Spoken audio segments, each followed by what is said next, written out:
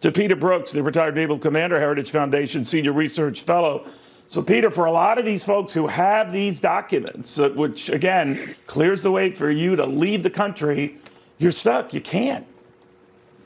It's very difficult, a very difficult situation. And these attacks, the one that we saw today that tragically resulted in the loss of American life, are going to discourage people from going to the airport. These other explosions that we're hearing about, Neil, we don't know the origins of those, are also likely to frighten people as the rumor mill starts. So very, very difficult situation, not only for those trying to leave, but also for our people on the ground there and the commanders trying to make policies that will affect this tremendous undertaking that is already, think about it, Neil, removed 100,000 people from Afghanistan. A great accomplishment on the part of those folks on the ground, our military and diplomats and others in Afghanistan.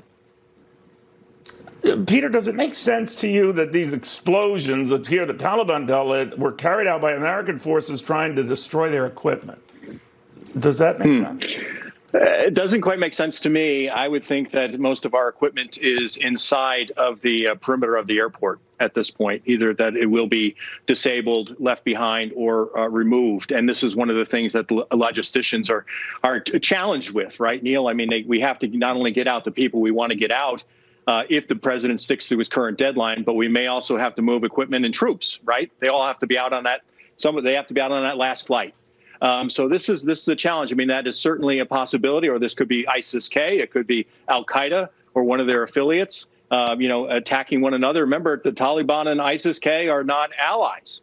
So we're going to have to wait on the reporting on that, as this is obviously breaking news. You know, the Taliban are saying they're not responsible for this, but again, they made a number of, questionable statements over the last couple of days, talking not too long ago about Osama bin Laden, that there's no proof that he was behind the 9/11 attacks on this country, or for that matter, that the Taliban does not attack innocent civilians. I think that's how they made their mark in this world. But again and again, they have said some things that stretch credulity. But I was a little surprised that the degree of confidence we have to share intelligence with the Taliban, presumably to track ISIS-K and these other groups that might be after us, when in fact they might be among the wolves. Yeah, very difficult situation for us, because the situation is as it is, Neil, in that they control Kabul outside of the airport, right? So what do you do? And that's the really difficult thing here now. I find it incredible that they would claim that they're not responsible. I mean, I think they are fully responsible. They're supposed to be providing security outside of the airport and anybody who approaches the airport. So I think they are. And I would say myself, in my former role as a Pentagon official, that, the Biden administration could say the deal's off for us leaving next week.